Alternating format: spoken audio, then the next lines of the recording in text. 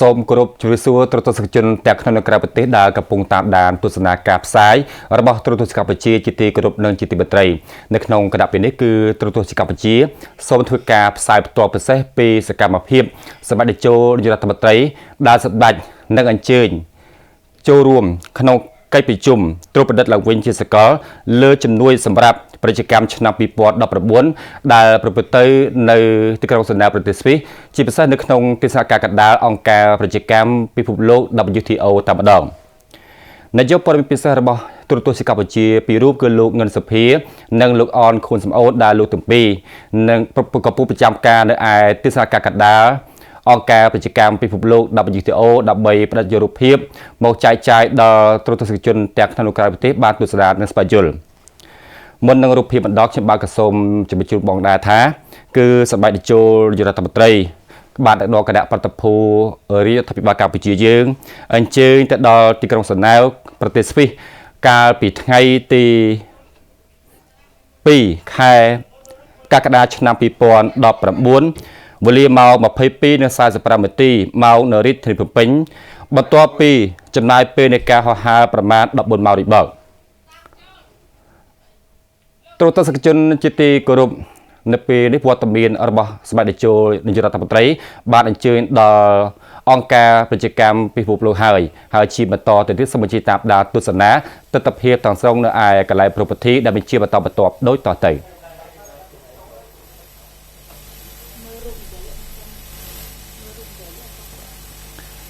ទូរទស្សនិកជនជាទីគោរពនៅពេលនេះវត្តមានដល់ក្នុងខ្ពស់របស់សម្ដេចតេជោនាយករដ្ឋមន្ត្រីត្រូវបានការទទួលស្វាគមន៍ពីសំណាក់ថ្នាក់ដឹកនាំអង្គការប្រជាកម្មពិភពលោក WTO ព្រមទាំងវត្តមានរបស់បណ្ដាប្រទេសនានាលើសកលលោកដែលបានអញ្ជើញចូលរួមក្នុង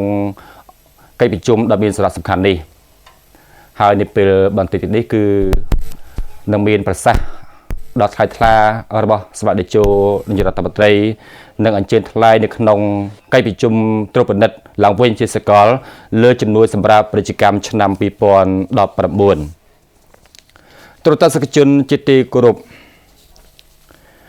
អង្គការប្រជាកម្មពិភពលោក WTO ត្រូវបានបង្កើតឡើងនៅថ្ងៃទី1ខែមករាឆ្នាំ1995ក្រោយពីបានបញ្ចប់ការចរចាលើកិច្ចប្រជុំនៅយូហ្គោហ្គា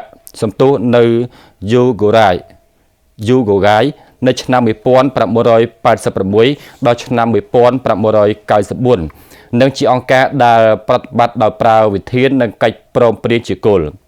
អង្គការប្រជាកម្មពិភពលោក WTO ជាលេខាធិការដ្ឋាននៅទីក្រុងសេណាវសហព័ន្ធស្វីសដែលមានមន្ត្រីបម្រើការងារប្រមាណ650នាក់និងថវិកាចំនួន197លានហ្វ្រង់ស្វីសនៅឆ្នាំ2018ដែលទទួលបានពីការបង់វិភាគទានអង្គការប្រជាកម្មពិភពលោកបានចាត់កំណើតចេញពីកិច្ចព្រមព្រៀងទូទៅស្តីពីពន្ធនិងប្រជាកម្មឬហៅកាត់ថា GATT ដែលត្រូវបានបង្កើតឡើងនៅឆ្នាំ1947 GATT មានគោលដៅកាត់បន្ថយពន្ធដើម្បីជួយសម្រួលដល់ការប្រជាកម្មនៅលើពិភពលោកប៉ុន្តែនៅឆ្នាំ1995កិច្ចព្រមព្រៀង GATT ត្រូវបានជំនួសដោយស្ថាប័នអន្តរជាតិមួយនោះគឺអង្គការប្រជាកម្មពិភពលោកឬគេស្គាល់ថា WTO ដែលមានតួនាទីសំខាន់ក្នុងការដោះស្រាយជម្លោះប្រជាកម្មរវាងរដ្ឋនិងរដ្ឋបច្ចុប្បន្នអង្គការ WTO មានសមាជិកពេញសិទ្ធិចំនួន164តំណាងឲ្យ 98% នៃប្រជាកម្មពិភពលោកដែលក្នុងនោះមានប្រទេសអភិវឌ្ឍន៍ទទួលចំនួន36ជាសមាជិកមានរដ្ឋាភិបាលចំនួន23ទៀតកំពុងសុំចូលជាសមាជិកដែលក្នុងនោះ8រដ្ឋាភិបាលនៃប្រទេសអភិវឌ្ឍន៍ Honorable Samdech, Prime Minister of Cambodia, fellow heads of international organizations, distinguished ministers, excellencies, ladies and gentlemen, good morning everyone and welcome to the WTO and to the 7th edition of the Global Review of Aid for Trade. This event is a key moment for the trade and development community. It is great to have you all with us for the next few days, and we're joined by some very special guests today. It is an honor to have with us the Prime Minister of Cambodia, Samdech Aka Moha Sena Pade Teko Hun Sen with us here at the WTO. I am also very pleased to be joined today by the chair of the WTO General Council, Ambassador Kangal Kuki, OECD Secretary General Angel Gurria, UNCTAD Secretary General Mukisa Kitui, Philippe Leroux, Chief Executive Officer, International Finance Corporation of the World Bank Group, Executive Director of International Trade Center, Arantxa Gonzalez, and the CEO of the International Islamic Trade Finance Corporation, Hani Salem Sonbo. So, in fact, more than 20 heads or deputies from other international organizations are participating, together with other over 30 ministers and deputy ministers from all over the world. This is testament to the importance of the trade and development debate, and I am sure that there will be much to discuss over the next few days. So to welcome the Prime Minister, on behalf of WTO members, I'd like to now give the floor to Ambassador Kangal Kuki. So Sunanta, over to you.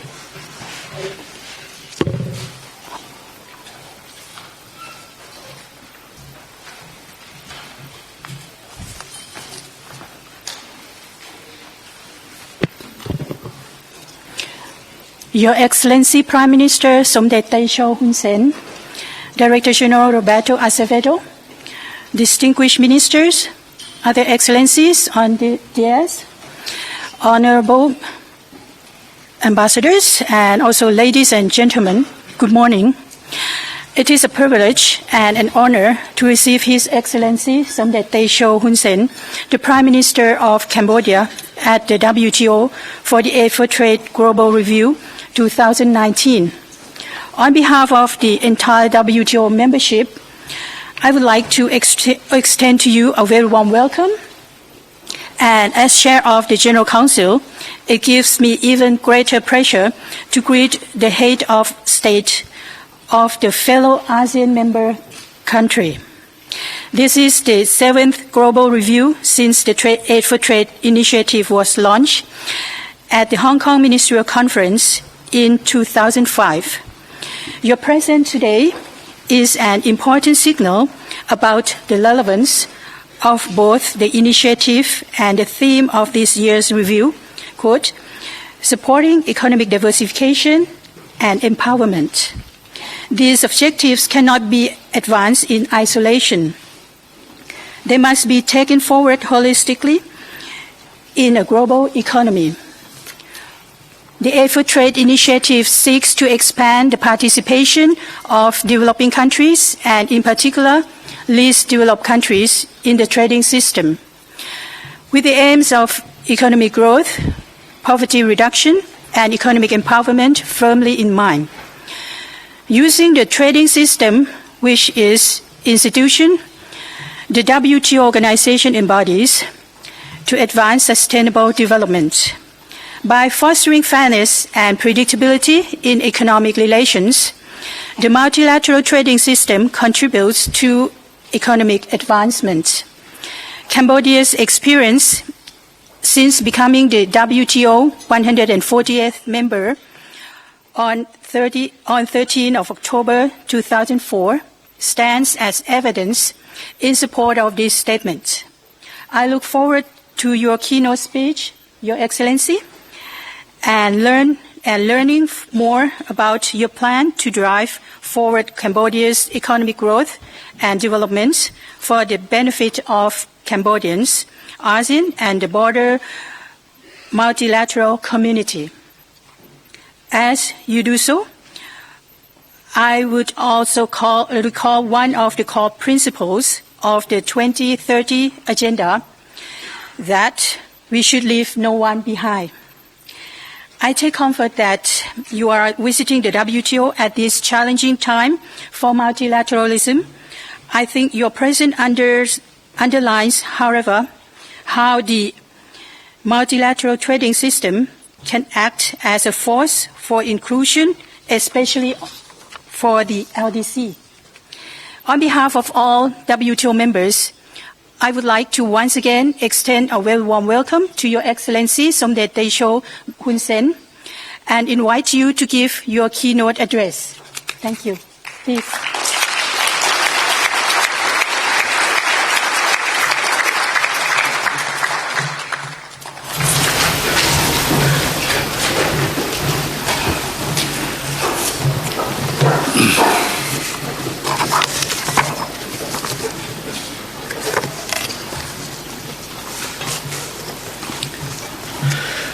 Adam Roberto Azevedo អគ្គនាយកពាណិជ្ជកម្មពិភពលោកហើយអាដាមលោកជំទាវអស់លោកស្រីថ្ងៃនេះខ្ញុំមានសេចក្តីរីករាយសេចក្តីសមរម្យរីករាយជាណែកដែលបានចូលរួមក្នុងកិច្ចប្រជុំត្រួតពិនិត្យឡើងវិញជាសកលលើកទី7ស្ដីពីជំនួយសម្រាប់ពាណិជ្ជកម្មនៅទីស្នាក់ការពាណិជ្ជកម្មពិភពលោកក្រោមប្រធានបទការគ្រប់គ្រងដល់ការធ្វើពិពិធកម្មនិងការផ្ដល់អំណាចសេដ្ឋកិច្ចប្រកបដោយបរិយាបន្ននិងចីរភាពតាមរយៈជំនួយសម្រាប់ពាណិជ្ជកម្មដើម្បីចែករំលែកបទពិសោធន៍របស់កម្ពុជាក្នុងការរៀបចំគោលនយោបាយពាណិជ្ជកម្មនិងជោគជ័យនៃការអភិវឌ្ឍសង្គមសេដ្ឋកិច្ចក្រោយពេលដែលកម្ពុជាក្លាយទៅជាសមាជិកនៃអង្គការពាណិជ្ជកម្មពិភពលោកឆ្នាំ2004ព្រមទាំងទួនាទីរបស់កម្ពុជានៅពេលបច្ចុប្បន្ននិងទៅអនាគតក្នុងការទ្រទ្រង់ប្រព័ន្ធពាណិជ្ជកម្មពហុភាគីនិងការបន្តរក្សាមាគ៌ាសេរីភាវូពាណិជ្ជកម្មជាសកលក្នុងនាមរាជរដ្ឋាភិបាលនិងប្រជាជនកម្ពុជាខ្ញុំសូមអរគុណនិងវាយតម្លៃខ្ពស់ចំពោះអង្គការពាណិជ្ជកម្មពិភពលោកដែលបានរៀបចំនិងអញ្ជើញខ្ញុំមកចូលរួមក្នុងឱកាសបើកកម្មវិធី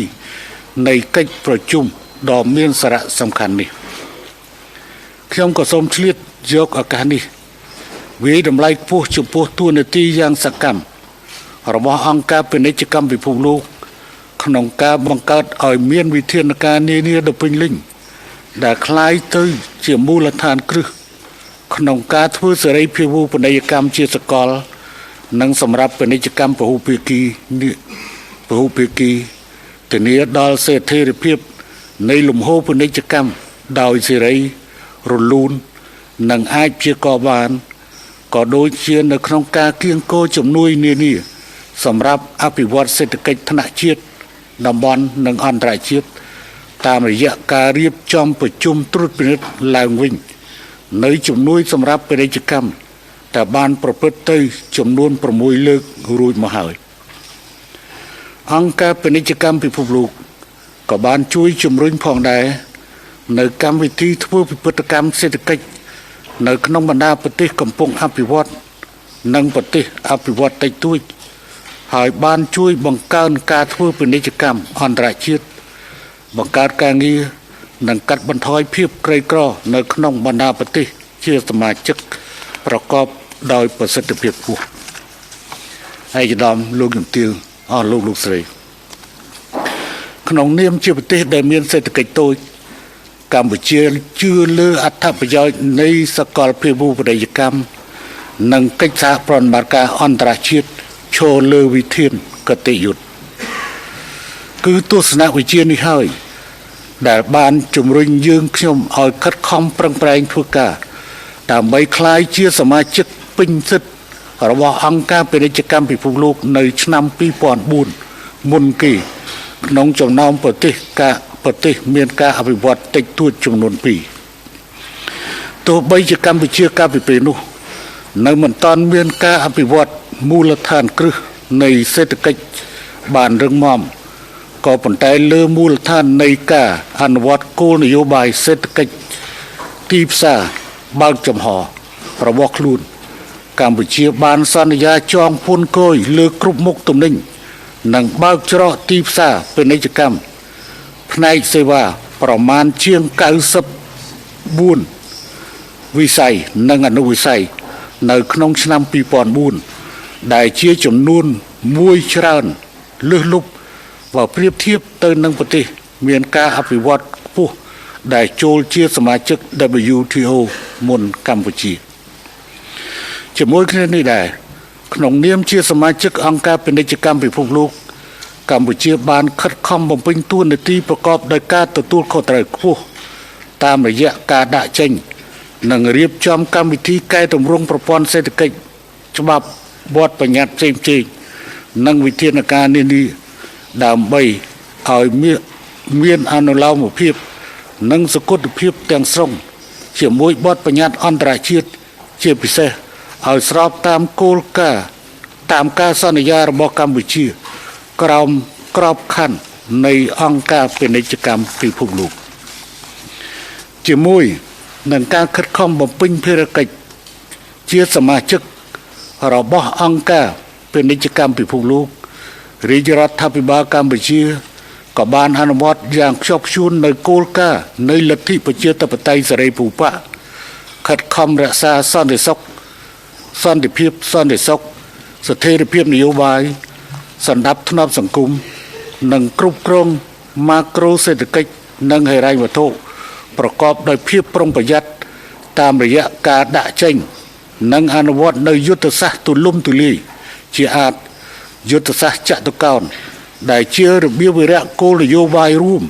សម្រាប់អភិវឌ្ឍសង្គមសេដ្ឋកិច្ចផែនការយុទ្ធសាស្ត្រអភិវឌ្ឍជាតិនិងយុទ្ធសាស្ត្រតាមវិស័យសំខាន់ដទៃទៀតនៅក្នុងវិស័យពាណិជ្ជកម្មកម្ពុជាបានរៀបចំនិងដាក់ឲ្យអនុវត្តនៅយុទ្ធសាស្ត្រសមារណកម្មពាណិជ្ជកម្មកម្ពុជាពីឆ្នាំ2001ហើយបានកែលម្អជាបន្តបន្ទាប់ដើម្បីឆ្លើយតបទៅនឹងកម្រិតនៃការអភិវឌ្ឍរបស់កម្ពុជានៅក្នុងឆ្នាំ2019នេះកម្ពុជាបានធ្វើបច្ចុប្បន្នភាពលើកទី3រួចមកហើយរួចជាស្ថាពរនៅយុទ្ធសាស្ត្រសមារណកម្មកម្ពុជា2019-2023ដើម្បីឆ្លើយតបទៅនឹងតម្រូវការអភិវឌ្ឍរបស់កម្ពុជាក៏ដូចជាឆ្លើយតបទៅនឹងបរិការបច្ចុប្បន្ននិងអនាគតនៃពាណិជ្ជកម្មតំបន់និងពិភពលោក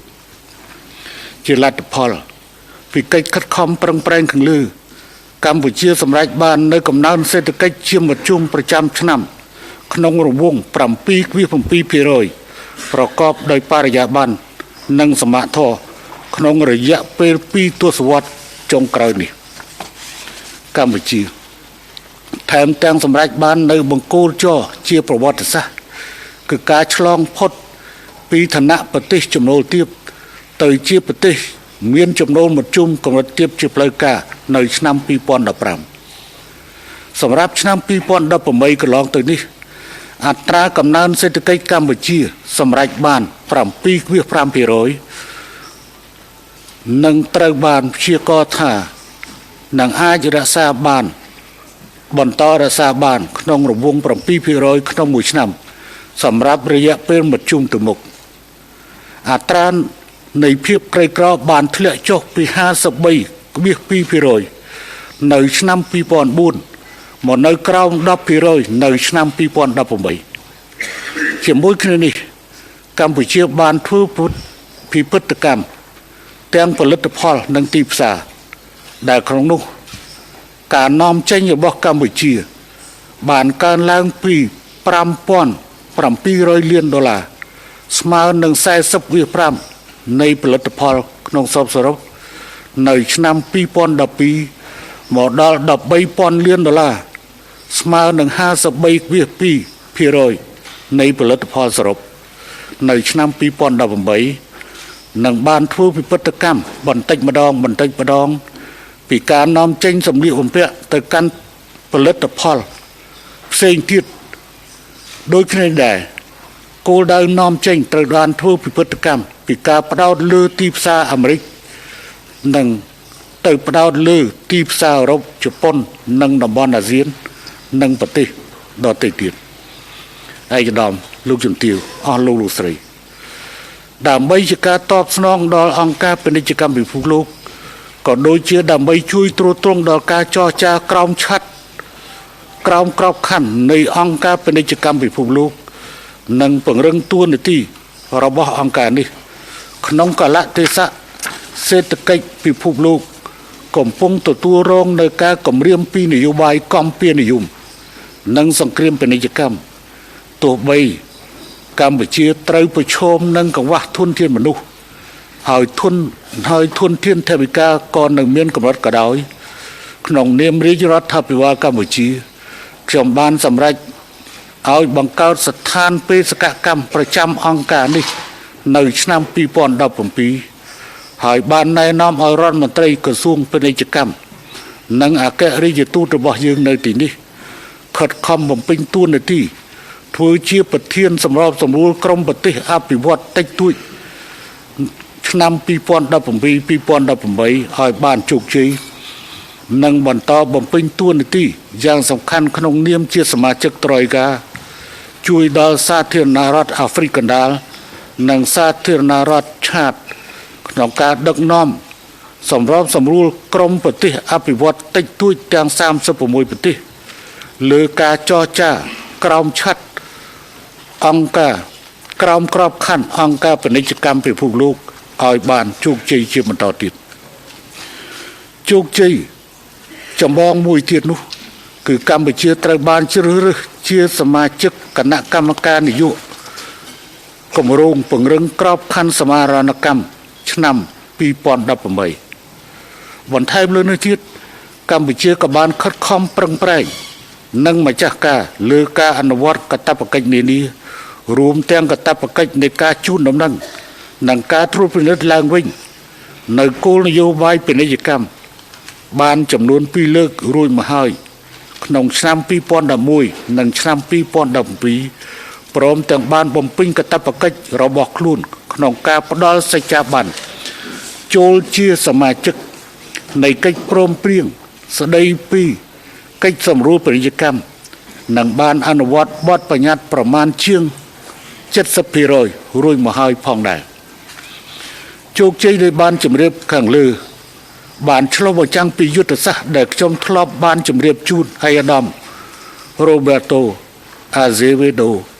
កាលពីខ្ញុំជួបឯកឧត្តមនៅឆ្នាំ2018ថាដាក់នុយតូចស្ទូចដើម្បីស្ទូចយកត្រីធំមានន័យថាបង្កើតស្ថានបេសកកម្មកម្ពុជាប្រចាំអង្គការពាណិជ្ជកម្មពិភពលោកដើម្បីទទួលបានសមិទ្ធផលធំជាងនេះក្រៅពីនេះក្នុងក្របខ័ណ្ឌអាស៊ាននិងតំបន់កម្ពុជាបានដើរតួនាទីយ៉ាងសកម្មនៅក្នុងការអនុវត្តកាតព្វកិច្ចនិងកិច្ចព្រមព្រៀងនានារបស់អាស៊ានដើម្បីសម្រេចបាននៅសហគមន៍សេដ្ឋកិច្ចអាស៊ានឆ្នាំ2015និងចក្ខុវិស័យសមាគមសេដ្ឋកិច្ចអាស៊ានដែលនឹងប្រែក្លាយទៅជាទីផ្សារនិងមូលដ្ឋានផលិតកម្មជាតំបន់ដែលមានការប្រកួតប្រជែងខ្ពស់មានការអភិវឌ្ឍដោយសមត្ថភាពហើយធ្វើសមាហរណកម្មជាមួយសេដ្ឋកិច្ចពិភពលោកបច្ចុប្បន្នកម្ពុជាកំពុងសហការយ៉ាងជិតស្និទ្ធជាមួយប្រទេសអាស៊ីចំនួន15ទៀតដើម្បីចរចាបញ្ចប់ក្នុងឆ្នាំ2019នេះនៅកិច្ចព្រមព្រៀងពាណិជ្ជកម្មសេរីដ៏ធំមួយហៅកាត់ថា RCEP ដែលមានផលិតផលសរុបចំនួនជាង 30% នៃផលិតផលពិភពលោកគិតជាទឹកប្រាក់ប្រមាណ85 trillion ដុល្លារអាមេរិកសម្រាប់ឆ្នាំ2018ឯកឧត្តមលោកជំទាវអស់លោកស្រីឆ្លៀតក្នុងឱកាសដ៏វិសេសវិសាលនេះខ្ញុំសូមវាយតម្លៃខ្ពស់និងកោតសរសើរដល់អង្គការពាណិជ្ជកម្មពិភពលោកព្រមទាំងដៃគូអភិវឌ្ឍនិងអង្គការអន្តរជាតិនានាដែលបានផ្ដល់នូវកិច្ចសហប្រតិបត្តិការយ៉ាងល្អក្នុងការចូលរួមចំណែកជួយប្រទេសអភិវឌ្ឍតិចតួចរួមទាំងកម្ពុជាផងដែរ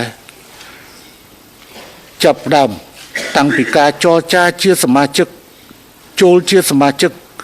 នៃអង្គការពាណិជ្ជកម្មពិភពលោករហូតមកដល់បច្ចុប្បន្ននេះសម្រាប់កម្ពុជាចក្ខុវិស័យរបស់យើងគឺការប្រែក្លាយកម្ពុជាឲ្យទៅជាប្រទេសដែលមានចំណូលមធ្យមកម្រិតខ្ពស់នៅឆ្នាំ2030 និងជាប្រទេសមានចំណូលខ្ពស់នៅឆ្នាំ2050ដើម្បីឲ្យកម្ពុជាសម្រេចបាននៅគោលដៅនេះក៏ដូចជាជួយដល់ប្រទេសអភិវឌ្ឍតិចតួចឲ្យចាកចេញពីភាពក្រីក្របានឆាប់រហ័សស្របតាមគោលដៅអភិវឌ្ឍប្រកបដោយចីរភាពឆ្នាំ2030ខ្ញុំសូមអំពាវនាវដល់បណ្ដារដ្ឋជាសមាជិកនិងដៃគូអភិវឌ្ឍទាំងអស់ពិចារណាផ្ដល់ការឧបត្ថម្ភគាំទ្របន្តទៀតតាមវិស័យសំខាន់មួយចំនួនដូចខាងក្រោមទី1ការពង្រឹងភាពប្រកួតប្រជែងរបស់ប្រទេសអភិវឌ្ឍតិចតួចនិងជួយគាំទ្រដល់ប្រទេសដល់កម្មវិធីនិងដំណើរការចាកចេញពីប្រទេសអភិវឌ្ឍតិចតួចទី2ការបន្តនិងបង្កើនការផ្ដល់ភាពអនុគ្រោះនានាតាមរយៈប្រព័ន្ធពាណិជ្ជកម្មពហុភាគីឬឯកតោភាគីហើយសូមធ្វើការពិចារណាឲ្យបានដិតដល់មុននឹងដាក់វិធានការព្យួរឬដកចេញនៅភាពអនុគ្រោះពីប្រទេសអភិវឌ្ឍតិចតួចព្រោះការព្យួរឬការដកនេះនឹងធ្វើឲ្យប្រទេសទាំងនោះមិនអាចជួយពិភពលោកឲ្យសម្រេចបាននៅគោលដៅអភិវឌ្ឍប្រកបដោយចីរភាពនិងមិនអាចជួយពួកគេឲ្យចាកចេញពីឋានៈជាប្រទេសអភិវឌ្ឍតិចតួចបានឡើយដែលចលនានេះគឺជាដំណើរផ្ទុយទាំងស្រុងទៅនឹងគោលការណ៍របស់អង្គការសហប្រជាជាតិនិងអង្គការពាណិជ្ជកម្មពិភពលោកទី3ការកសាងសមត្ថភាពដើម្បីទាញយកប្រយោជន៍ពីប្រភពកំណើនថ្មីជាពិសេសផ្នែកសេវានិងការទទួលបានបដិវត្តនិងការទទួលយកបដិវត្តឧស្សាហកម្មទី4និងដើម្បីទាញយកផលប្រយោជន៍ដែលអាចទទួលបានពីសេដ្ឋកិច្ច Digital ទី4ការរៀបចំយុទ្ធសាស្ត្រធ្វើវិវិធកម្មសេដ្ឋកិច្ចនិងផលិតផលចម្រុះសម្ដៅបង្កើនការនាំចេញដែលជាប្រភពចំណូលសម្រាប់លើកកម្ពស់សុខុមាលភាពនិងការងារដល់ស្ត្រីទី5ការតបភ្ជាប់គោលនយោបាយយុទ្ធសាស្ត្រនិងចក្ខុវិស័យនានារបស់ប្រទេសអភិវឌ្ឍតិចតួចជាមួយនឹងការវិវត្តសេដ្ឋកិច្ចតំបន់និងពិភពលោកទី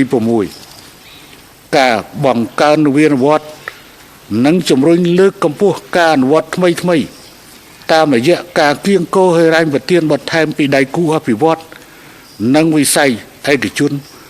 ក្រោមក្របខ័ណ្ឌនៃកិច្ចប្រជុំនេះនិងកិច្ចប្រជុំផ្សេងទៀតទី7ការបន្តផ្ដល់ជំនួយនានាសម្រាប់កែតម្រង់និងសម្រាប់ការគ្រប់គ្រងដល់ការអនុវត្តកិច្ចព្រមព្រៀងសម្រួលពាណិជ្ជកម្ម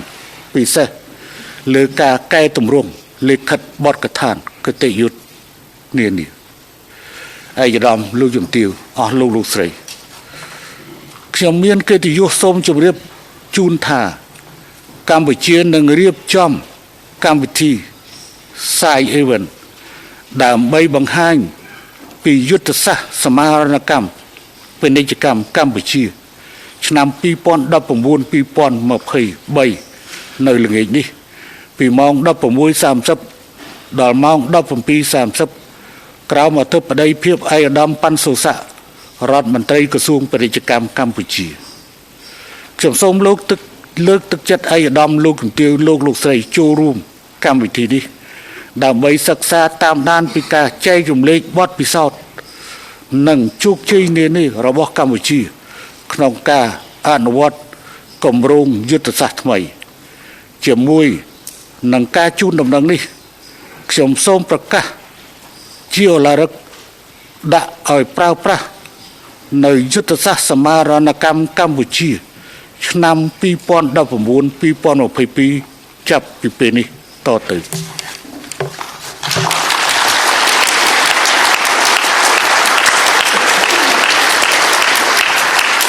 ខ្ញុំក៏សូមបញ្ជាក់ជូនថា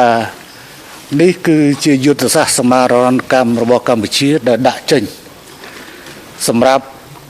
ការអានគឺត្រូវការពេលវេលាប៉ុន្តែសម្រាប់យើងខ្ញុំ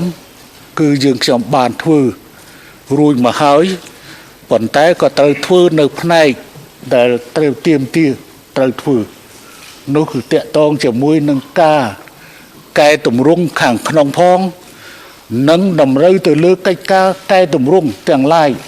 ដែលអង្គការពាណិជ្ជកម្មពិភពលោកនឹងត្រូវដាក់ចេញនៅពេលខាងមុខប្រសិនបើបណ្ដាប្រទេសនានាមិនមានការគ្រប់គ្រងទៅលើកំណែតម្រង់របស់អង្គការពាណិជ្ជកម្មពិភពលោកទេយើងគិតថាយើងមិនអាចនាំប្រទេសរបស់យើងទាំងអស់គ្នាទៅកាន់ជោគជ័យមួយទេដូច្នេះមួយផ្នែកយើងរួមគ្នាដើម្បីកែតម្រង់តាមប្រទេសនីមួយៗតែមួយផ្នែកទៀតយើងត្រូវចូលរួមនៅក្នុងការកែតម្រង់អង្គការពាណិជ្ជកម្មពិភពលោកនិងកម្មវិធីនានាដែលដាក់ចេញដោយអង្គការពាណិជ្ជកម្មពិភពលោកដូច្នេះសង្ឃឹមថាឯកសាររបស់កម្ពុជានេះនឹងបានคล้ายទៅជាផ្នែកនៃការតេស្តរិះពិចារណារបស់ឯកឧត្តមលោកជំទាវនៃបណ្ដាប្រទេសនានាប៉ុន្តែសម្រាប់កម្ពុជាបានคล้ายទៅជាផ្នែកដែលចាប់បង្ខំត្រូវតែអនុវត្តព្រោះនេះវាជាចំណុចដែលកម្ពុជាត្រូវធ្វើដោយខ្លួនឯងជាទីបញ្ចប់ខ្ញុំសូមប្រកាសបើកកម្មវិធីការត្រួតពិនិត្យឡើងវិញ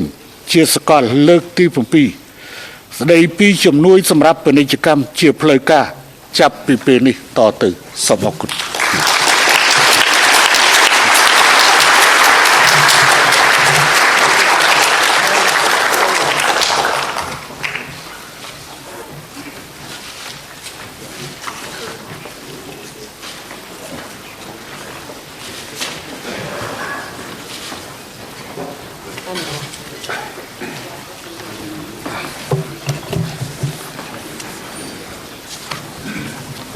Yeah, I just wanted to put this in here. Thank you.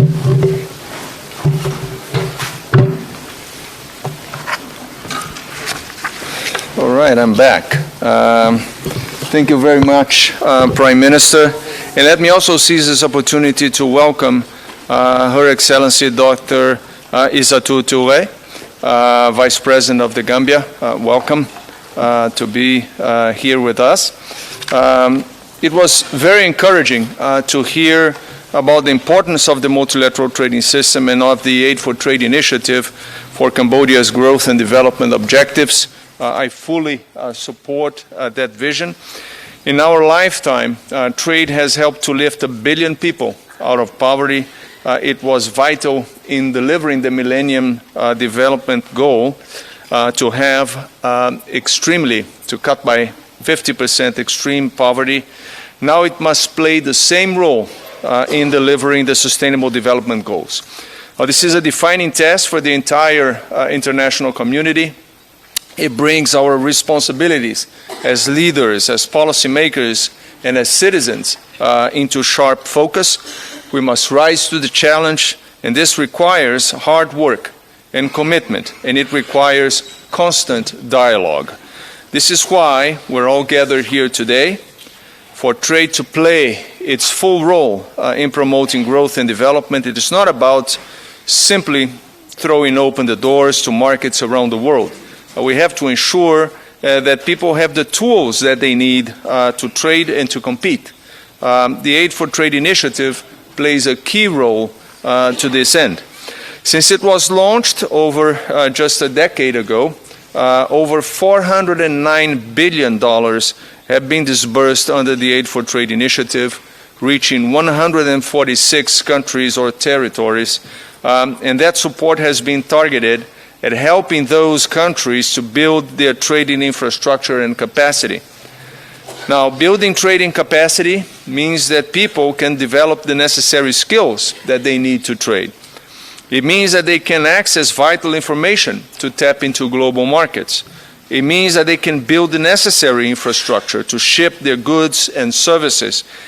And in turn, all this brings positive impact to many livelihoods and communities around the world. And this task is just as urgent as ever. more than 780 million people still live below the poverty line globally. Many still cut off from the potential benefits of trade. This global review is a platform to discuss ways in which we can deliver more and deliver it more quickly. The theme of this year's event is supporting economic diversification and empowerment. Diversification and empowerment matter because they help to build resilience in economies. They help countries increase their participation in global trade flows, as well as facilitate opportunities to move up the value chains. And in turn, all this helps to build better prospects and opportunities for improved livelihoods. So this message emerges strongly from the latest edition of the Aid for Trade at a Glance publication, which Angel and I will launch today. We are, in fact, launching today. So this is a publication very similar to the other one, but it's different, as thick, and with a lot of good content. I hope you will take a look. Angel will speak, I'm sure, about some of that a little bit later. The publication shows that economic diversification remains a central policy objective of economic development strategies, and this is especially the case for least developed and landlocked developing countries. It also showcases some important progress where aid for trade initiatives have helped to make a difference. It is notable that Africa records the strongest growth rate in agricultural and industrial export diversification. Between 2002 and 2017, the number of industrial product categories exported increased by 70%. So this is important progress. At the same time, the publication shows that big imbalances remain. For example, it shows that on average, the least diversified economies, they export only 6 groups of products to 7 export markets. Now, if you compare that to the most diversified economies, they export more than 4,500 product groups to over 200 markets. So, of course, many factors contribute to this. Lack of access to trade finance, for example, has been cited as a major constraint. Lack of quality regulatory infrastructure is also a barrier to diversification. To compete in foreign markets and diversify into new ones, countries need institutions to test, to measure and demonstrate the safety and quality of products. Now, the absence of this regulatory infrastructure can be a major trade constraint. Gender imbalances can also prevent countries from fully tapping into their economic potential. Today, 84% of donors aid for trade strategies and 85% of partner countries' national or regional development strategies seek to promote women's economic empowerment, and this is very encouraging. Another constraint is the digital divide. At a time where digital technologies are evolving at an incredibly rapid pace, we have to ensure that everyone has access to proper connectivity and IT skills. Otherwise, the risk is that existing gaps will simply broaden. Environmental degradation also poses a huge challenge. And this includes the depletion of ocean life as a direct result of poor economic policies, including subsidies that encourage overfishing. We have a chance now at the WTO to tackle this issue. Ministers from all members have a target before them, which is the end of 2019 to deliver official subsidies. Action on all of these fronts would go a long way towards building a more inclusive trading system and achieving the sustainable development goals. I'm pleased, therefore, that each of those issues and more will be under discussion here over the next 3 days. However, I want to stress that achieving progress in every area that I have mentioned so far is dependent on one fact, and that is the continued foundation provided by the multilateral system. The rules-based global system is vital for growth and development. Just think about a world without development. A world without a rules-based system of global cooperation and trade will be highly chaotic. It will be the law of the jungle. It will be a world where might makes right, and where the poorest economies are hit the hardest. So it is essential that we tackle the tensions that are leading to higher trade barriers and lower trade growth. The G20 leaders sent a message out of the Osaka summit this week in support, this weekend, in support of trade as a driver of growth and in support of reform of the WTO. So I am very happy with this, that I consider a very positive message. But now we need to see action. In the interest of all WTO members, we need to see action in implementation to reduce uncertainty and to strengthen and improve the trade system. The WTO's track record shows that it is critical for development, but we also know that it can be better. So we must be ready to change. We must be ready to consider how we can be more effective. Events like this can only happen to help in that effort. Working together across our organizations and communities, we can strengthen the global trading system and ensure that it keeps driving development now and for generations to come. So, let's get to it. I would like to thank all those at the WTO who have made this week possible, particularly Shishi and Priyadarshi's teams in the development division. I now would like to give the floor to our friends here at the podium. Let me start with the Secretary. ដែលជាដៃគូសំខាន់ដែលជា OECD សូមអញ្ជើញ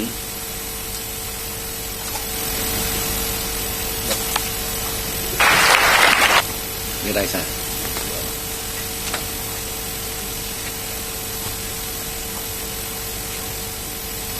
គឺគេហាក់ដូចជាពីម្សិលមិញដែលខ្ញុំបានថ្លែងនៅដំណាក់កាលទី1នេះ8ជាទៅមានប្រទេសthe questionnaire, and it's growing. So I think we should change aid for trade at a glance. It's becoming anything but at a glance, you know, but it's big and thick and heavy with substance, and you have provided the substance, and thank you very much for that. Now, Roberto finished on the question of multilaterality, and let me just pick it up from there. A year ago, our chief economist projected that we were going to be growing at 4% by 2019 and 2020. Right now, we just published another projection, 3.2%. What happened in between? A number of countries embarked on trade tensions, protectionism, tariffs. Some people even call it trade wars, what have you. The fact of the matter is, that is the one thing that changed between one observation and the other. It was a perfect case of kind of scientific test of looking at what changed and why is it now that we almost lost 1% in terms of the growth. And I can tell you, in Osaka, where I was only a few hours ago, literally, in the summit, the fear was that obviously if the tensions get worse, the impact will only multiply. So let's keep it in our minds. Why? Because trade is only growing maybe 2%, maybe below 2% right now, when it was already growing at more than 5% in 2017, and when it's been going down, growing towards zero. Bad news. But what happens? Why? When you have uncertainty, why do you invest? You invest to produce. Why do you produce? You produce to sell. But if you cannot sell or don't know if you're going to be able to sell, then in a responsible,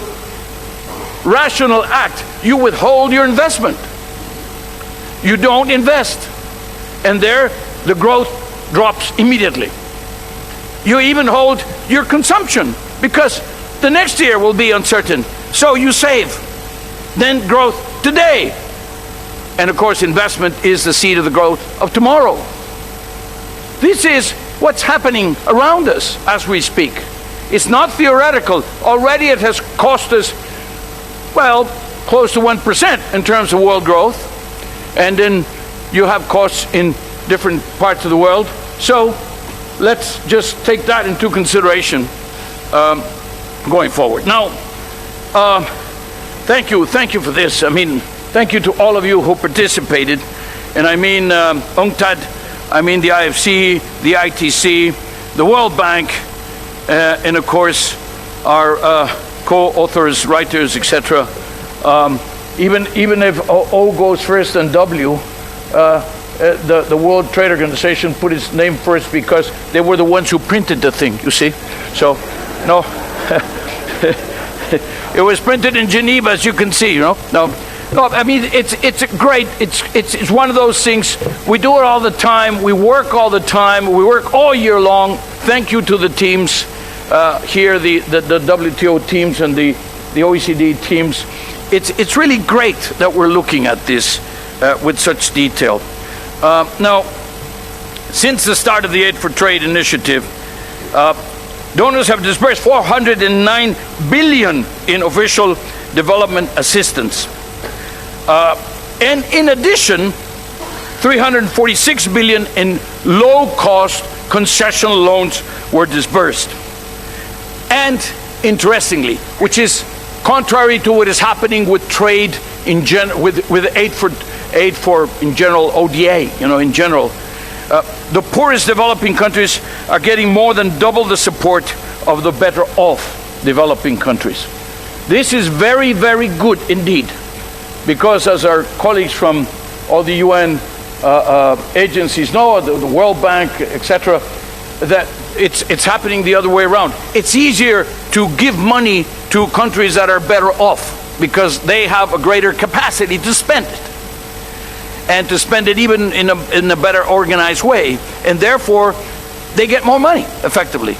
So this is exactly the opposite to what we'd like, and it is happening in Aid for Trade that the poorest developing countries are actually getting the most of the money, actually double per capita. Now, growth in manufacturing, of course, in related services has absorbed large numbers of workers,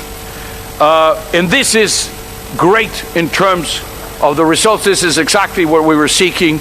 Now the problem, of course, is we also have to put in public policies in place so that we can face the future of automation, the digital future, so that the people who are benefiting now do not get displaced by technology. Indeed, the path towards economic diversification is becoming increasingly complex due to subdued trade growth and foreign direct investment. Now, in fact, these trade tensions that I was talking about, they have hit the most vulnerable hardest. In particular, the least developed, the landlocked, as was mentioned by Roberto, the small island developing states, the most fragile states. They can ill afford the cost of global uncertainty. Uncertainty is the greatest enemy of growth. So they urgently need to raise their export competitiveness so that trade can benefit marginalized groups, in particular youth, the women. And here I'd like to congratulate Arantxa for having been appointed or nominated or whatever it was, elected, whatever democratic process was used by the Secretary General to designate you as in charge of promoting gender balance in the UN agencies. Now, we must focus on the economic empowerment of women and youth, an issue that remains high on the 2030 agenda for sustainable development. Thus, aid programs need to focus more explicitly on helping developing countries create extra opportunities for women and youth, particularly in sectors such as manufacturing, but also in less obvious sectors, banking, transport, energy, etc. And skills, skills, skills. Upskilling, reskilling, this is not going to happen spontaneously. It needs a focus. It needs, in the case of least developed countries, that we direct some of the flows of aid for the creation of skills that will then in itself, in turn, create higher and more important flows of trade. And then, well, most of our countries, I'm Mexican, most of the countries are SMEs, are about SMEs. That's a crucial factor. And the entry into force of the WTO trade facilitation agreement, Roberto, has created a momentum that is helping to level the playing field, between large and small firms. And that is being achieved by improving the environment that SMEs are facing. I just would like to leave you with this idea that the SMEs, again, when you're targeting your aid and the recipient countries, when they are allocating the aid that they are receiving or requesting specifically, now it's more and more targeted, then take a hard look at SMEs as a very specific destination. Now, looking forward, let's pay greater attention to the social, environmental impact of economic diversification. Prepare for it. It's inevitable. And therefore, let's make the most out of it. Better incentive frameworks to attract more and better private investments. Targeted social policies to support the reallocation of resources. Government interventions that address market, policy, and institutional failures. And, of course, to continue with policy reforms, the reform of the reforms. It never stops. Targeted to reducing trade costs. And this, of course, with better access to infrastructure and health. All this at the same time. It's a very challenging agenda, but at the same time, it is well known. The question is how to allocate scarce resources to this. So, dear friends, ladies and gentlemen, our joint work here today demonstrates that the only way forward is by ensuring that all stakeholders are involved. No protectionism, no silo approaches are going to deliver. It's only going to work if we work together to design,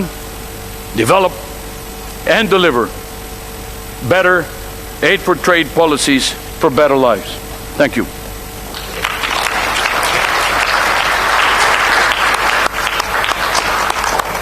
Thank you, Angel. And may I now invite Secretary General Mukiza Kitui from UNCTAD.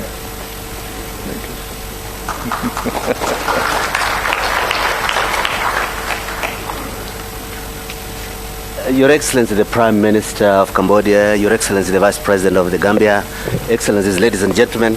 may I also express my appreciation to you, Azevedo, and your team for convening this timely discussion on Global Aid for Trade review.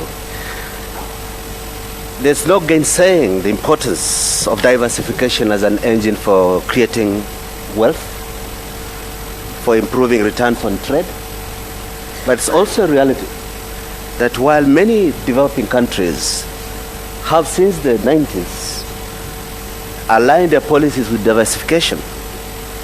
an overwhelming majority of the developing countries are still dependent on commodities. This typically has shown robust economic growth during the periods of high commodity prices and anemic growth when the cycle has been down. And more often than not, the cycle is down. Since the end of the Uruguay round,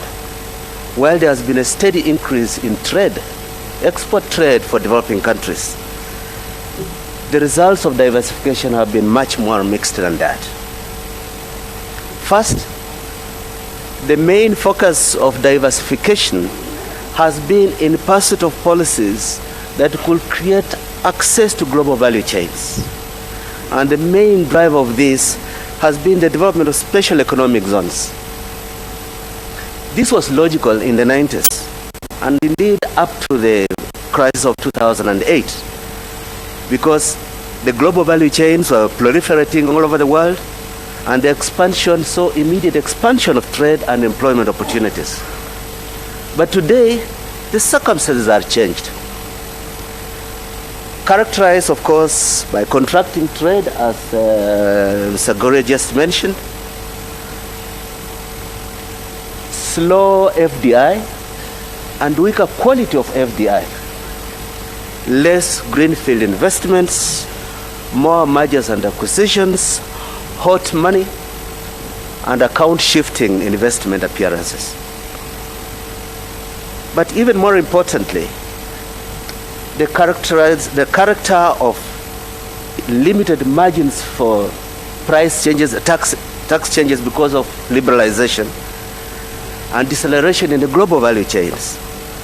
occasioned by the rising cold technology war disguised in the garb of trade wars, means that the medium-term prospects of rapid recovery in export-led global value chain-driven diversification is very low. Under these circumstances, developing countries must diversify their diversification strategy while still trying to find a role in value chains as they change, as networks shift because of political considerations. There has to be growing attention in diversifying towards services trade, South-South intra-regional trade, and the rising market of green products. Now, services trade has not slowed down as much as goods trade. In fact, over the past decade,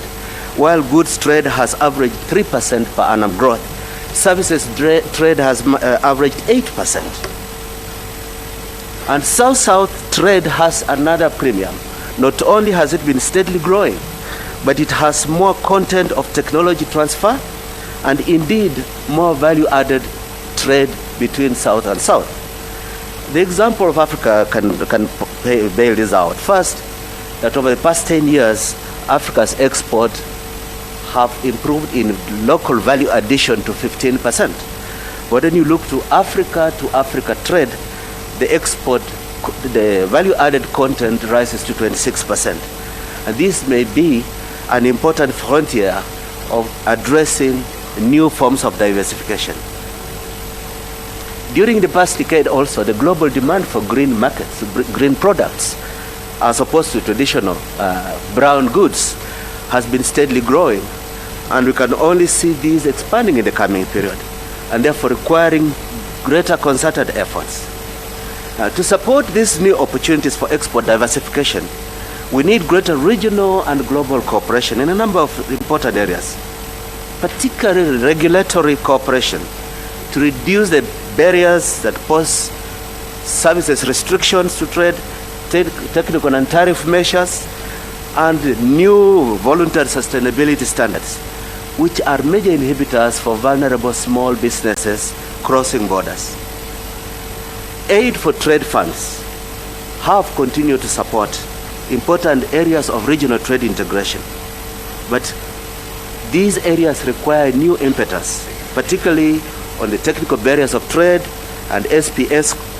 regulatory cooperation between the different partners.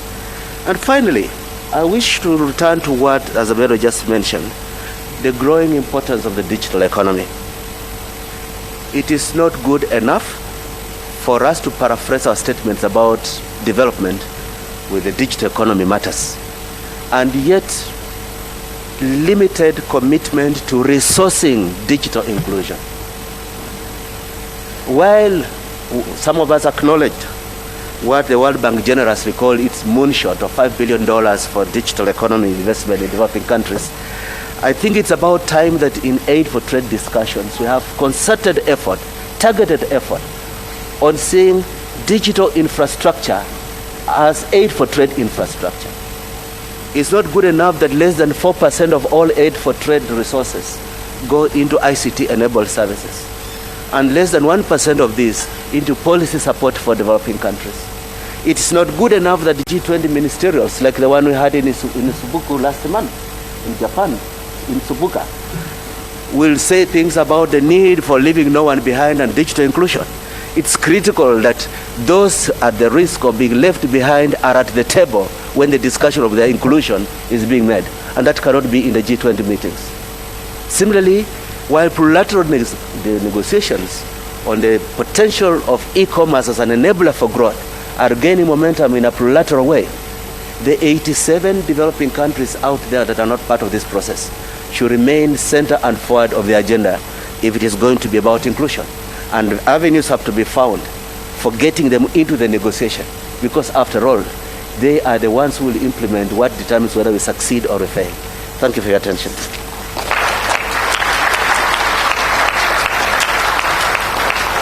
Thank you, Mukisa. And now, Philippe Leroux, Chief Executive Officer of the International Finance Corporation of the World Bank Group.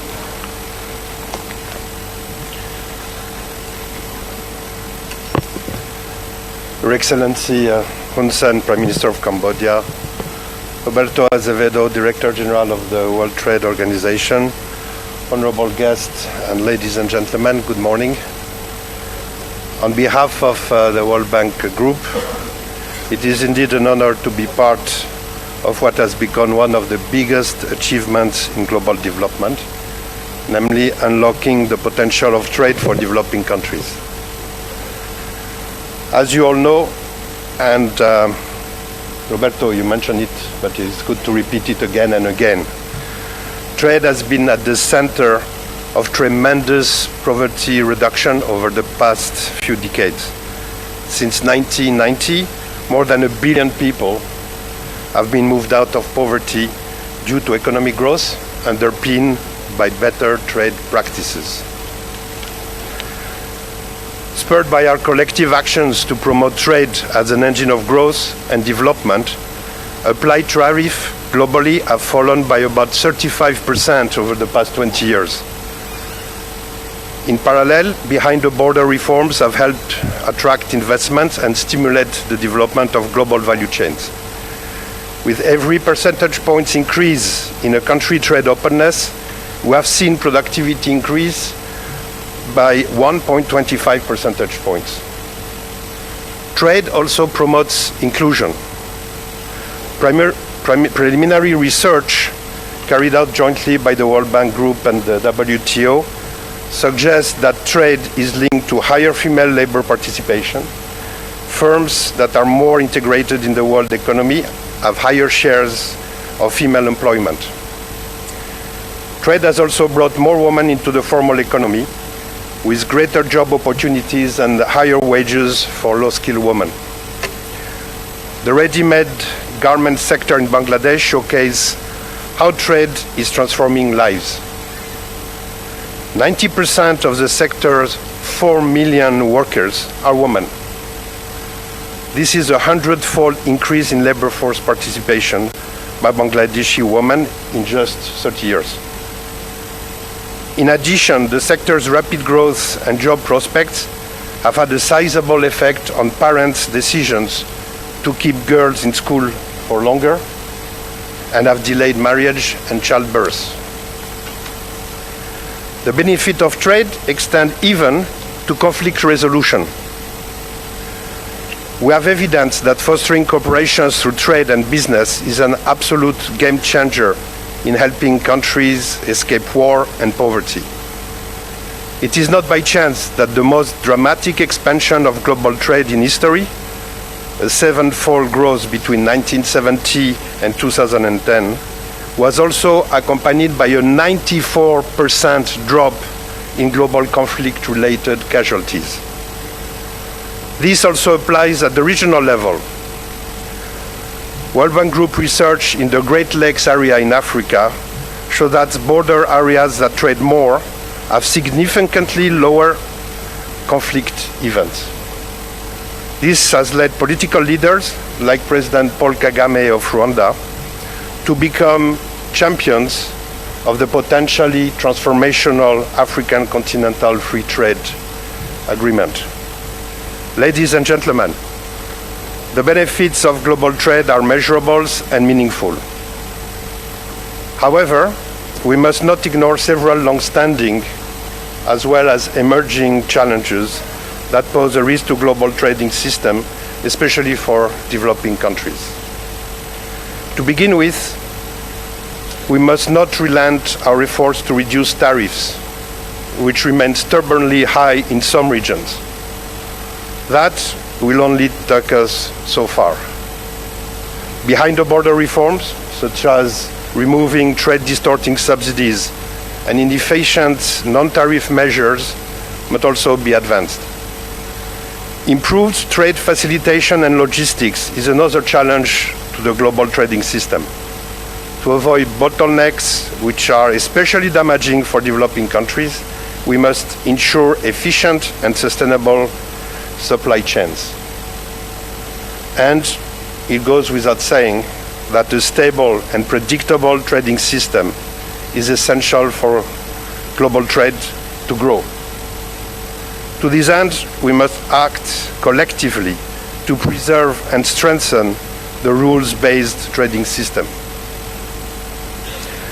I now would like to touch on two newer challenges to global trade and the steps we should take in response. First, anti-money laundering and combating the financing of terrorism regulations have increased the risk and cost for banks. This has reduced correspondent banking and trade finance, especially for developing countries.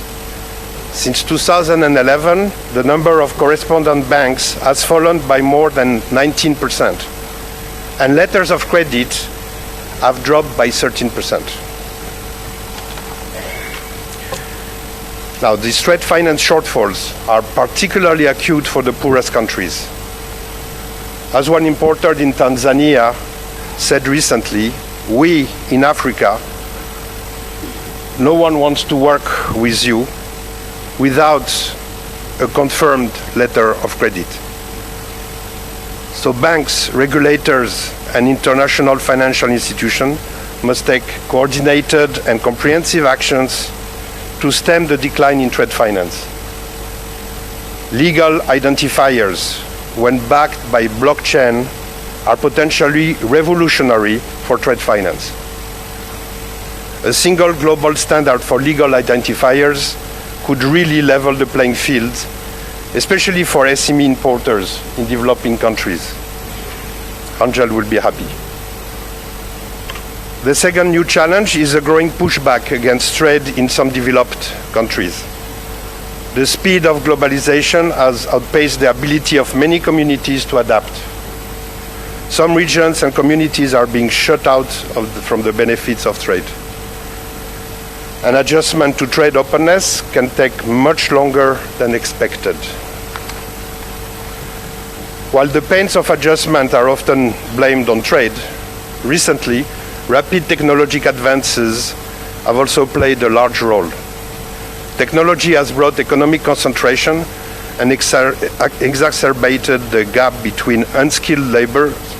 and those with human and financial capital. In several advanced countries, as well as fast-growing developing economies, inequality is increasing, not decreasing. The standard prescription to cope with the cost of adjustment is to support worker mobility for new and better jobs. We do this by teaching people, especially youth, the relevant skill for a world of changing technology and open markets. But this should be coupled with social protection systems and labor policies that protect people, not jobs. Obviously, the policies have to be adapted to domestic economic and social conditions. And we must take this as a priority. Now, ladies and gentlemen, to sum up, trade has and can continue to be a driver for tremendous economic growth, peace and prosperity. But we must not take the gains of trade for granted. We must confront head-on the challenges associated with global trade. Greater inclusion is the key for making trade work for all and helping us achieve our goal of ending extreme poverty and promoting shared prosperity. Thank you very much. Thank you, Philippe. And now, if we could hear from Arantxa González, Executive Director of the International Trade Center. Buenos días, Prime Minister Hun Sen. It's good to have you back in Geneva. Colleagues, friends, there is a strange contradiction about the world we live in. By many objective measures, whether it's extreme poverty, hunger, child mortality, literacy levels, we are doing better than at any time before. And yet the world is marred in geopolitics, with the value of multilateralism questioned, and with the working poor increasing, in particular in middle-income countries. My intention this morning is not to argue either case, but the fact is that we are in the middle of three major revolutions that are giving people every reason to feel very uneasy about their lives and their future prospects. Revolution number one is a digital revolution that is fundamentally changing the way in which we produce, the way in which we trade, and this House knows this very well, but also the way in which we work. It's opening up many new opportunities, but it's also creating a lot of anxieties. Second, an ecological revolution. Climate change and other kinds of environmental degradation are exacerbating existing inequalities. And in my view, we should do good in not letting this happen. Third, a social revolt. Economic insecurity is driving angry politics. Sluggish growth, or growth that is unequally shared, is fueling voter dissatisfaction across the world. Our responses to each one of these revolutions has the potential to lead us to a more equitable, sustainable, and prosperous future. The question facing us this week is, how can trade contribute to getting us there? I think we have to be very clear. When it comes to the challenges we face today, whether it's on economic or social exclusion, whether it is on environmental protection, or whether it's on governing the digital economy, the trading system can be a part of the solution. Actually, I would say it must ensure it is part of the solution. Trade, we've heard it this morning, has played a key role in the structural transformation process that is at the heart of economic development. This transformation is about shifting resources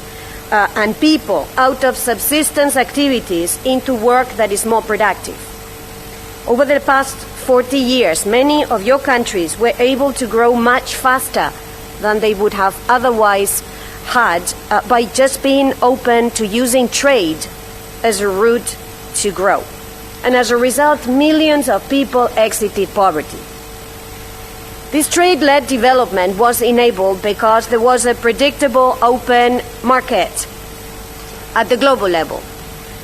There was a rules-based multilateral trading system that allowed countries to diversify their economies and diversify export baskets. Businesses could invest in moving up the value chain. Businesses could invest in new sectors and be relatively confident that the unexpected trade barriers were not among the risks they were going to face. Of course, not every country was able to seize the opportunities presented by trade. Many developing countries still remain reliant on a single export product, making their economies extremely reliant and vulnerable to price volatility, to political violence, or to the impact of climate change. This is what we have seen with many, for example, small islands that are reliant on tourism but are at the forefront of the impact of climate change. particularly among least developed countries, landlocked developing countries, fragile states. Too many have remained on the margins of the global economy, exporting raw commodities, if anything at all. This is why this Aid for Trade initiative was set up in 2005. Even in countries that have been more successful at tapping into global markets, the gains of trade have not been widely shared. This is why it matters that we help connect micro, small and medium enterprises to international value chains. When they thrive, the benefits of trade, the benefits of growth are spread across society. This is why investing in the competitiveness of micro, small and medium enterprises is at the heart of what the ITC is about. This trade-led development today faces two serious challenges. Challenge number one, it's on the news every day. The open global economy is under threat. Trade restrictions are growing. The very notion of a rules-based cooperation on trade has come under sustained political pressure. And with this, we risk fragmenting markets. An unsupportive global economic environment is going to make it much harder, if not impossible, for marginalized countries to generate jobs and end extreme poverty by 2030. We just simply risk missing the Sustainable Development Goals. The second challenge maybe gets a little less attention in the news, but could be even more profound. This is that technology is changing the way structural transformation works today. Once it was about moving workers from farms into factories. Then it was about fragmenting factories into multi-country value chains with component production, processing and assembly located wherever it could be done most competitively. Now, sophisticated machines mean that factories don't need as many workers as they once did. Industry is today less labor intensive. The market case for locating production in developing countries is also shifting. In response to the first challenge, we must continue to make the case for open markets. And open markets within a framework of global rules. They, meaning you, have to invest in creating these rules in the World Trade Organization. Whether these rules are for fish subsidies, whether these rules are for electronic commerce, whether these rules are about investment facilitation, they have to be produced also here. To the second challenge, we must respond by promoting greater value addition across the board, in agriculture, in industry, in services. On both these challenges, we must ensure that the gains from trade and value addition are socially inclusive. MSMEs are an important part of this, as is a smarter social safety nets. But it's also supporting women in trade by correcting the policy and market failures that keep women outside of mainstream economics. It's not just about talking about women's economic empowerment to feel good. It's about acting smart. Governments, private sector, civil society all need to act to empower women as economic equals. This is what delivers, in real terms, growth and equity. And when you do this, you get amazing results. And I wanted to bring you an example of what this amazing result is. The first chocolate bar produced with cocoa beans produced by Liberian women. Amazing returns for these small farmers in Liberia. Great deal for you because the chocolate is delicious. I've got a bag full of them if you want for later in the day. So how can the trade community help in this women's economic empowerment? First, by creating a conducive environment at home. This is why we have created She Trades Outlook, a dashboard with over 90 indicators to help governments understand where they've got levers to create a better conducive environment. But it's also with the trade policy community. This house is about non-discrimination. Non-discrimination between national and foreigners, not discrimination among foreigners. It should be about non-discrimination between men and women in trade. This is where I hope MC12 could take a concrete forward step from the Buenos Aires Declaration. That was a beginning. It should not be the end. But it's also by investing resources in aid for trade, which is what we should be discussing this week, and by changing stereotypes. We want to contribute to changing stereotypes. I get the question very often. We don't see many women active in the area of the global economic governance, okay? So we don't want this question to come again. We are putting out a book authored by 28 women from all across the world. Many will be well known to you, launched tomorrow. Hopefully we'll see you at 11 o'clock so that we know where to find the women. It has never been a better moment to be a young entrepreneur than today. And yet, skills mismatch and lack of access to affordable finance prevents many of these youth from thriving in trade. This is what our contribution in the Aid for Trade at a glance shows. This is the youth empowerment, another area, in my view, for focus by the Aid for Trade community. Let me end. My favorite, all-time favorite Indian, Amartya Sen, famously argued that development is really about giving people opportunities to use their capabilities. When you empower a young woman entrepreneur to connect to trade, when you help make it possible for a young startup to expand into neighboring countries, it does more than create jobs. It enables people to pursue their aspiration and capitalize on their abilities. And this is why we're here this week. This is why it matters that all of us keep investing in Aid for Trade. Thank you to the WTO. Thank you, Roberto, for bringing us together, and have a great rest of the week. Thank you, Arantxa. And now, if we could hear from Hani Salem Sonbol, the CEO of the International Islamic Trade Finance Corporation.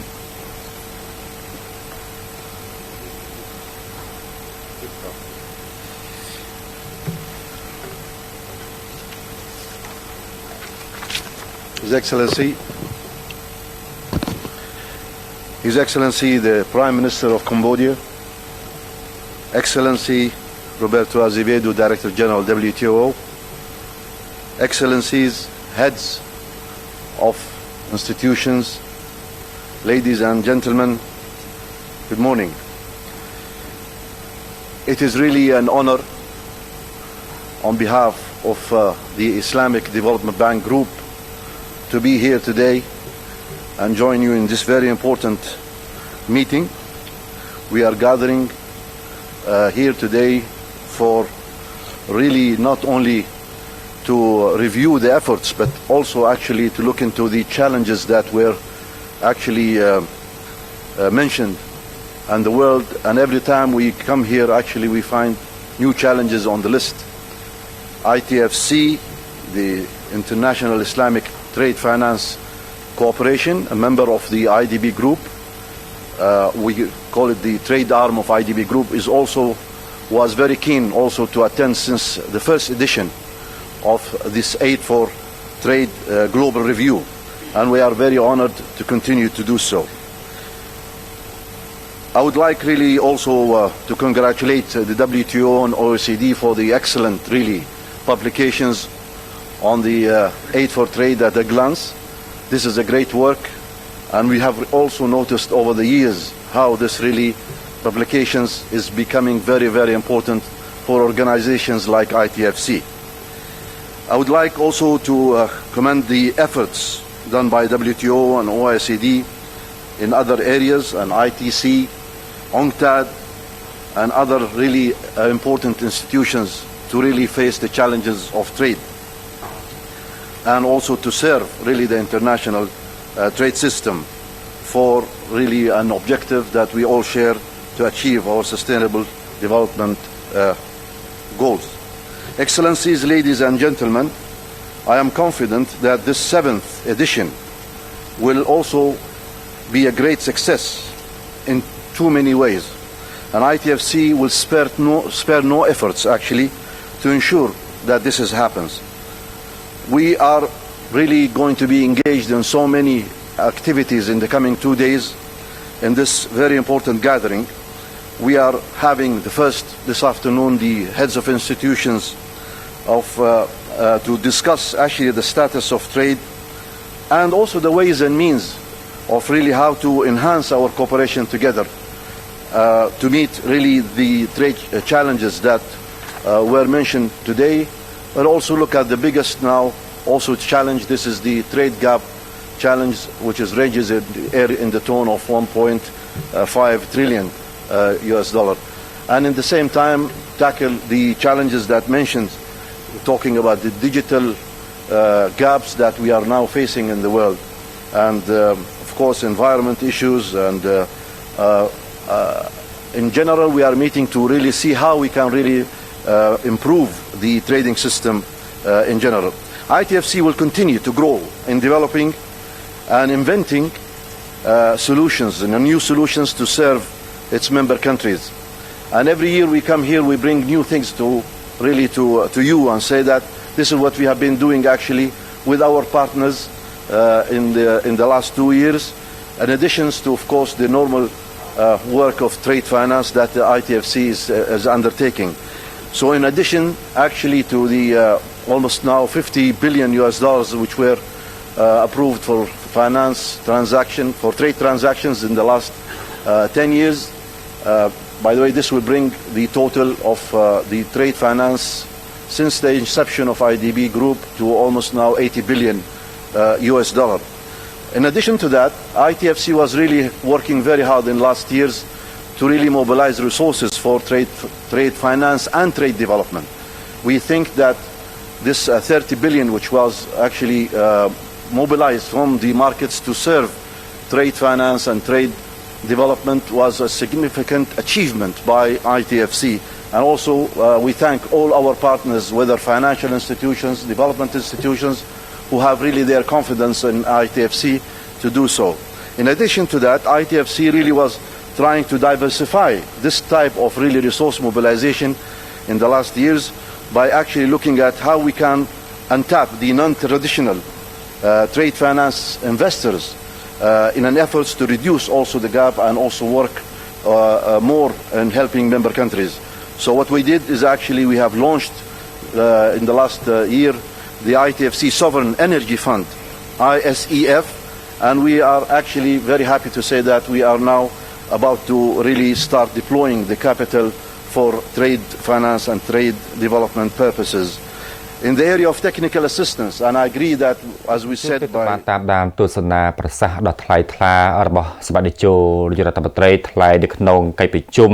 ត្រួតពិនិត្យឡើងវិញជាសកលលើជំនួយសម្រាប់ពាណិជ្ជកម្មឆ្នាំ 2019 ហើយខ្ញុំបាទក៏សូមបញ្ជាក់ផងដែរថានៅវេលាម៉ោង 11 យប់ថ្ងៃទី 3 ខែកក្កដាឆ្នាំ 2019 នេះទូរទស្សន៍កម្ពុជាได้ធ្វើការផ្សាយបន្តពិសេសមួយទៀតគឺសកម្មភាពសម្បត្តិជោនាយករដ្ឋមន្ត្រីអញ្ជើញថ្លែងសន្ទរកថានៅក្នុងកិច្ចប្រជុំទៀងទាត់លើកទី